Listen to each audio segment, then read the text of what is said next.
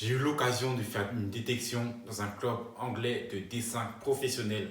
Les supporters qui chantent ton nom, Nyamke, Nyamke, Nyamke. J'ai appelé, il m'a fait attendre pendant 30 minutes. Pendant 30 minutes, il n'était pas venu.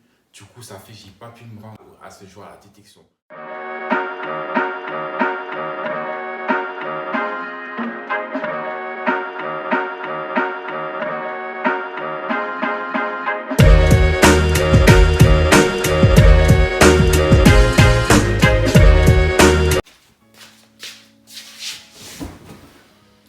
Après, j'avais encore faim, du coup, je suis parti à Lidl aussi, qui était à côté du centre commercial. Et quand je suis rentré là-bas, il y avait un vigile, il était costaud, bien costaud, crâne rasé, tatouage là sur le cou. Et j'avais peur. Moi, je lui ai dit good morning. Même si j'avais rien volé dans ce magasin, j'avais peur parce qu'imaginez, il m'attrape ou ça, il me fait des prises bizarres. J'avais grave peur. Mais après, dans le Lidl, j'ai pris une banane. Je voulais goûter aussi les croissants de là-bas, plus jamais. Et j'ai vraiment pas aimé. C'était différent du goût des croissants ici.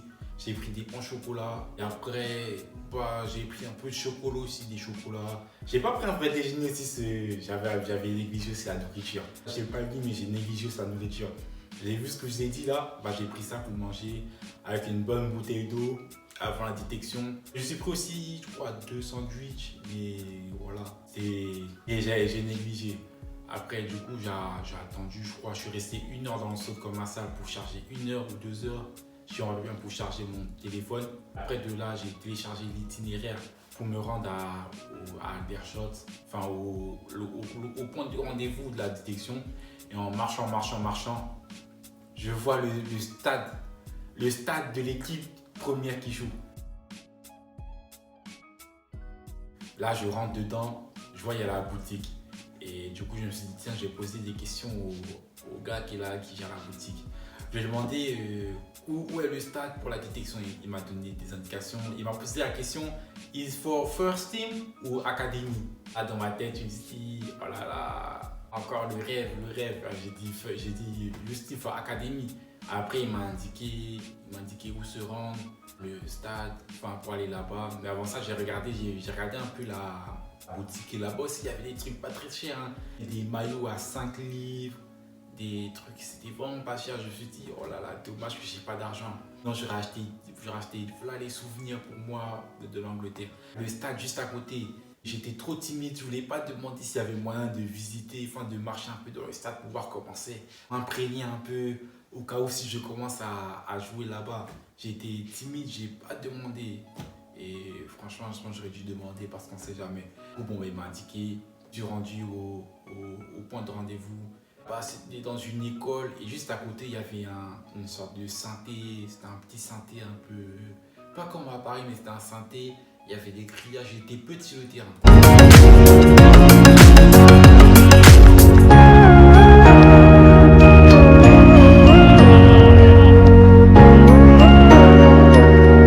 Là bon, moi je suis arrivé là-bas, encore je crois 30-45 minutes après le monsieur il est venu, il dit is you, Nyamke Jean-Laurent? J'ai dit yes. On est monté pour aller changer tout ça, habillé. Ils sont montés, le coach, enfin le directeur de l'académie, le coach des U23, ils sont montés. Et quand on était prêts, ils sont montés, ils ont fait un discours. J'ai rien compris au discours. Compris First Team, Academy, Scholarships. Enfin, Scholarships, c'est le contrat qu'ils donnent. J'ai juste compris sa mission, le reste, rien compris. Rien compris. Et en descendant, en marchant tout ça, il y a un gars qui était avec moi, un Français. C'était un Français, il m'a reconnu, il m'a dit tu parles français? Je dis ouais, moi je parle français. Et toi? Il m'a dit ouais, ah là là. Et j'ai dans ma tête, et j'étais rassuré. Le fait qu'il était français, on a commencé à parler tout ça.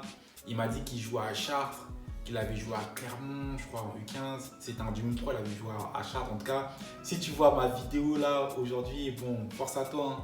Après là, je sais pas s'il joue à Chartres actuellement, mais elle m'a dit je joue à Chartres, qui était venu. Je lui ai demandé comment t'as fait pour trouver cette détection. Il m'a dit qu'il avait un agent, qu'il avait amené ici, qu'il avait fait aussi à Watford, enfin des clubs. J'ai oublié les noms des clubs, mais il m'avait dit ça.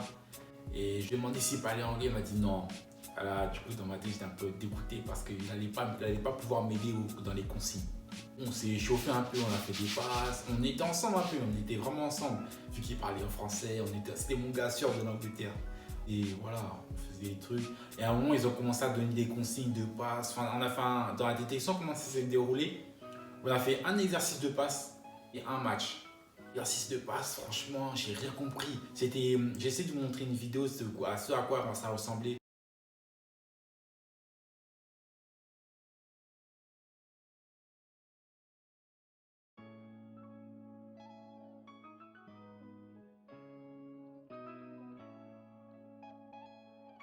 Mais c'était un schéma de passe qu'il fallait faire.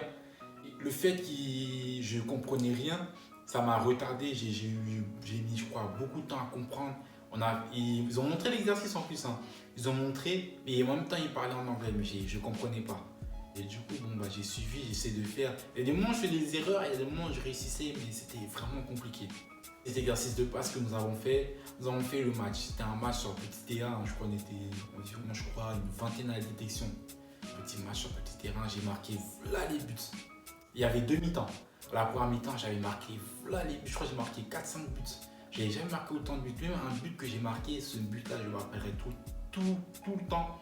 Un moment, là j'étais en attaque, j'ai joué attaquant, j'ai joué 9 striker. J'ai dit, là-bas, j'ai dit center forward. Parce que je ne savais pas qu'on pouvait dire striker, j'ai dit center forward. Et là sur le but là, que j'ai mis, que je me rappellerai tous les jours, il y a un gars, il était côté gauche, il a débordé. J'ai levé la main, il a centré et j'ai mis retourné comme ça. Voilà, j'ai mis retourné et j'ai marqué.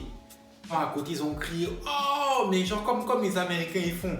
Ils ont crié comme ça, mais je n'aurais pas voulu vous le redire, mais ils l'ont dit comme ça dans ma tête. Je me suis dit waouh, là c'est sûr ils vont me prendre. C'est sûr ils vont me prendre. Et là, quand j'ai mis ce but, oh là là, dans ma tête. Franchement, j'avais pas bien géré mes émotions, mais oh là là, j'étais à fond. Et à un moment, je joue à fond, à 100%. Et puis, ils ont dit stop. Et là, j'ai cru comprendre qu'il y avait une deuxième mi-temps. Et après cette deuxième mi-temps, je me sentais vraiment, j'étais KO. J'étais genre faible. Genre comme si, après, j'avais pas mangé, j'avais pas bien mangé, je me sentais vraiment faible. Et je me suis moins entraîné par rapport du fait que j'étais blessé, j'avais un peu mal au genou. J'étais vraiment... Ça s'est ressorti sur la deuxième mi-temps. J'avais très peu joué, j'avais mal joué. Et le défenseur qui est sur moi, il a remporté parce que tous ces duels, c'était compliqué. Et les gens qui disent que l'Angleterre, c'est très très physique, c'est vrai. Hein.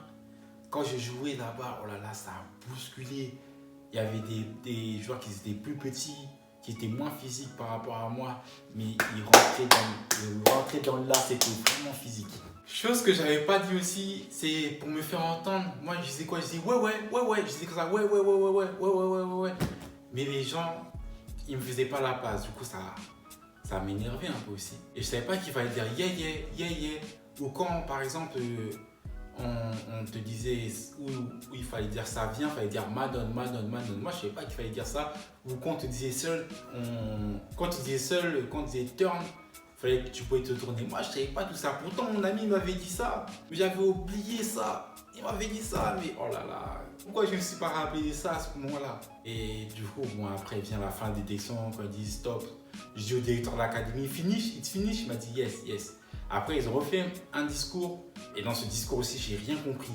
Ils ont dit question. J'ai dit yes.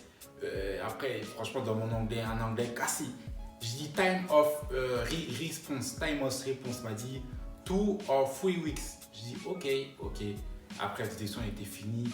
Et franchement, on n'a même pas pu se laver. Genre dans les douches, tout ça. J'ai essayé d'appuyer sur les boutons, tout ça. Impossible de se laver. Donc, du coup, je me suis rhabillé comme ça. Mais après, c'est pas grave. Hein. Et après, je suis rentré à Londres. Et de Londres, là-bas, il me restait, je crois, 6 pounds. 6 ou 7 pounds. Je suis parti dans un McDo là-bas. J'ai marché un peu. Et au McDo là-bas, les McFlurry, c'est pas cher. Hein. C'est 1 pound, c'est vraiment pas cher. Je crois les Big Mac aussi. Franchement, je me suis mis très très bien là-bas. J'ai bien mangé. Et en attendant le bus, je crois qu'il était à 23h, le bus de Londres, pour arriver à Paris à 7h du matin environ. Donc du coup, j'ai attendu. Je suis resté. Franchement, j'ai baroudé dans Londres. Hein. Et quelquefois, j'entendais des voix en français. Et ça me faisait du bien en fait, parce que j'entendais trop de voix en anglais. Et comme j'ai dit, il y avait un choc. Le fait d'entendre des voix en anglais, que je comprenais rien, ça me faisait vraiment mal à la tête. Le fait qu'il y avait un peu des Français qui parlaient un peu, même si ce n'était pas mes potes, ça me rassurait un peu parce que je passais par une rue. Il y avait une sorte de tour, il y avait un lac qui passait. Je sais même pas comment ça s'appelait, mais je suis passé par là. Après, bon, bah, j'ai attendu. Après, j'ai pris mon train, enfin mon bus. Je suis retourné chez moi, j'ai pris le tram, je suis retourné chez moi. J'étais vraiment content. J'étais content d'être parti là-bas, d'avoir fait cette expérience. Bon, après, j'ai attendu les 2, 3 semaines. J'ai rien reçu, c'était bizarre. Bon, j'ai envoyé un courrier, enfin un mail au coach pour dire c'est jamais, ça se trouve peut-être qu'il a oublié de m'appeler, enfin de me répondre. Après, il m'a dit si vous n'avez pas de réponse, c'est dire que vous n'avez pas été pris et on ne fait pas de feedback au jour. Donc après, bon, j'ai eu ma réponse. J'étais un peu dégoûté du fait de ne pas avoir été pris. Mais d'un autre côté, j'étais content d'avoir pu faire cette expérience, d'avoir eu l'occasion de pouvoir peut-être jouer en Angleterre. Bon, ce que je retiens de cette détection, enfin les leçons que je retiens, c'est qu'il faut, voilà, faut être prêt au niveau de la langue. Parce que voilà, vous imaginez, vous allez dans un autre pays, il faut comprendre même les mots de France, enfin les mots de football. Hein. Franchement, ça c'est juste la base pour bien se faire entendre, bien s'entendre avec les coéquipiers. Ensuite, après, il faut bien manger aussi. Il faut vraiment bien manger parce que si vous ne mangez pas, vous allez avoir des coups de barre comme moi là à la deuxième mi-temps. Et ça là, ce que je retiens. Et après, ce que je peux retenir d'autre aussi, c'est informer aussi sur les transports, tout ça, pour éviter de payer, enfin de se faire arnaquer, tout ça. Et voilà, hein, c'est les 3 choses que je retiens. Après aussi, footballistiquement, hein, ça aussi, mais bon, ça je sais. Mais c'est les 3 choses que je retiens. Un autre détail, genre en attendant la détection, il y avait un autre gars qui faisait la détection. J'ai discuté avec lui, il m'a demandé si j'étais français, j'ai dit oui. Il a dit comment t'as su, il a dit ouais, par ton accent, tout ça. Et je lui ai demandé est-ce que tu regardes le championnat français. Enfin, il m'a demandé quelle équipe je supporte en France. J'ai dit Lyon. Et il m'a dit quoi? Il m'a dit Oussema Aouar. Je lui ai dit waouh. Moi j'ai cru, il me dit Nabil Fekir, Lacazette, Loris. Il m'a dit Oussema Aouar. Je me suis dit ah ouais, lui il connaît, hein. Il connaît. Mais j'étais quand même choqué comme qu'il me dise ce joueur-là. Voilà, vous savez tout du jour, enfin à peu près tout, parce que si je raconte tout là, ça va prendre 2 jours, 48 heures. Vous savez à peu près ce qui s'est passé dans cette aventure en Angleterre. Cette vidéo, elle m'a pris vraiment du temps, c'était compliqué de bien vous expliquer. Là même là, je vais me noter, je pense que ça va me prendre du temps. Mais voilà, je fais ça pour plaisir parce que j'aime bien vous raconter mes retours d'expérience. Donc voilà, en tout cas, c'est tout pour aujourd'hui. Le site il va bientôt sortir malgré le fait que là, mon ordinateur, là, je l'ai prêté à ma prof là, pour un cours. Et là, je veux le rallumer, il ne marche plus. Mais j'ai trouvé une solution pour pouvoir réparer mon ordinateur et faire sortir le site. En tout cas, si vous avez aimé, faites-moi savoir en likant, en commentant et en vous abonnant aussi si vous n'êtes pas abonné. Et on se retrouve dans un prochain épisode.